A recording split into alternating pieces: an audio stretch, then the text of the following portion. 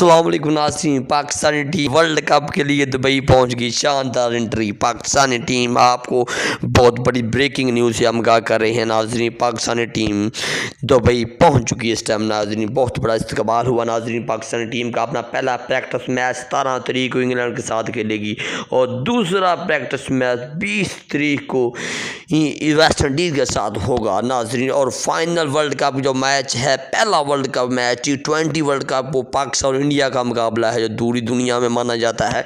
ये बहुत बड़ा मुकाबला है नाज़रीन।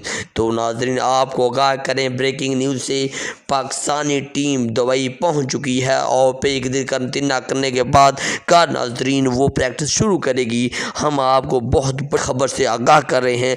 आपकी दुआ से इंशाअल्लाह ताला पहला मैच पाकिस्तान ही जीतेगी इंशाअल्लाह ताला।